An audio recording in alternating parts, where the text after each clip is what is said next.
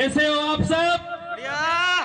आज पूरी दुनिया के 150 देश आदिवासी दिवस मना रहे हैं और ये डूंगरपुर की धरती भी आदिवासी दिवस मना रहे हैं।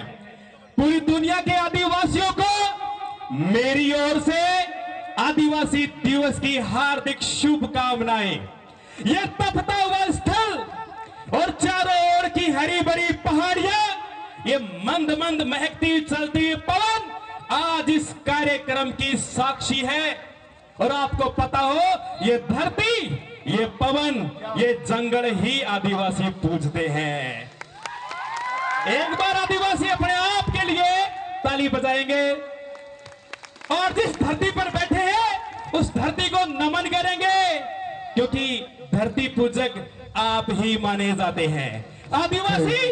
आदिवासी अर्थात मूल निवासी, शुरू से प्रारंभ से इस धरती पर निवास करने वाले को ही आदिवासी कहा जाता है। एक बड़ी काम की बात बता रहा हूं। संयुक्त राष्ट्र संघ, जिसका मुख्यालय अमेरिका में है, देशों के बीच में शांति स्थापित करने का कार्य करता है और उसी यूएनओ ने आदिवासी दिवस घोषित किया था और उसी की बदौलत आज पूरी दुनिया आदिवासी दिवस मना रही है। आप जिस धरती पर बैठे हो, यह धरती आदिवासियों के खून पसीने से सींची गई है। जरा इतिहास के पन्नों पर नजर तो डालिए, केवल नारेबाजी नहीं, पढ़िए और इतिहास के पन्नों पर नजर भी डालिए।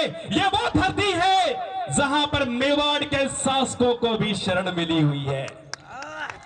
जब मेवाड़ की इज्जत डूब रही थी, जब क्षत्रिय योद्धा आपस की सत्ता की लड़ाई लड़ रहे थे, उस दौरान यहां इसी वागड़ प्रदेश ने मेवाड़ के शासकों को शरण दी थी। यह भी इतिहास के पन्नों पर खंगाल लीजिए।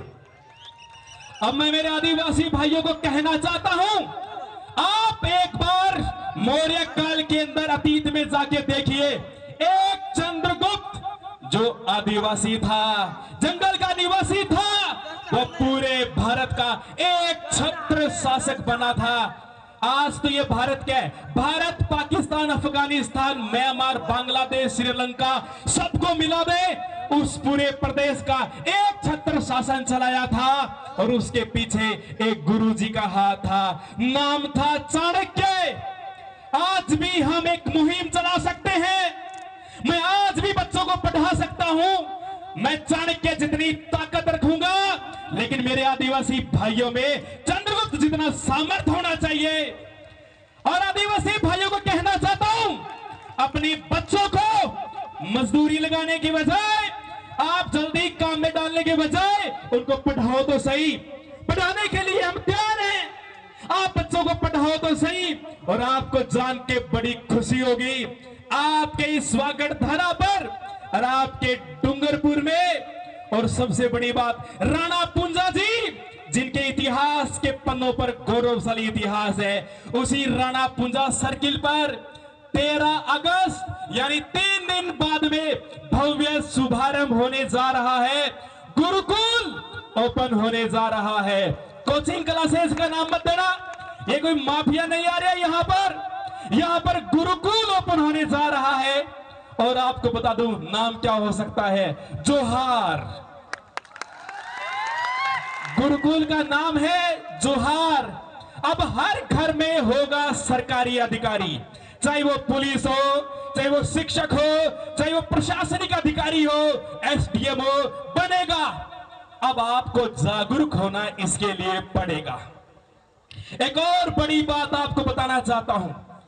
सबसे बड़ी बात थी कि आदिवासी पहले शिक्षा का थोड़ा अभाव था, लेकिन धीरे धीरे जागरूक हो रहा है। जब रफ्तार पकड़ ही रहे हैं तो गियर बड़ा लगा दिया जाए ना, छोटे गियर में क्यों चलाया जाए? तो गियर फिर बड़ा ही लगाए, स्पीड बढ़ा दी जाए। आप सबको जान के खुशी होगी, हमने आदिवासी दर्शन आप सबके लिए लिखा है, उसमें अवगत कराया गया है कि आपको क्या क्या विशेष अधिकार है। इस धरती पर रहने का अधिकार है, आपको बोलने की स्वतंत्रता है, लेकिन हमें हमारे अधिकार पता नहीं है। उन अधिकारों के लिए गोविंद गुरु महाराज ने प्रयास किया और ऐसे कई पूज्य संत हुए जिन्होंने इनके लिए लगातार प्रयास किया। उन्हीं के शब्दों को विशेषाधिकार के रूप में हमने आदिवासी दर्शन लिखा है। स्टॉल भी उसकी लगाई गई है और प्रत्येक आदिवासी के घर में वह पूजनीय पुस्तक वहां पर होनी चाहिए, ऐसा मैं चाहता हूं। शब्दों की थोड़ा समय का अभाव है, इसलिए जब भी आदिवासी सांस्कृतिक कार्यक्रम होंगे मैं आप सबसे मिलता रहूंगा। जय जोहार, जय जोहार। बहुत बहुत धन्यवाद।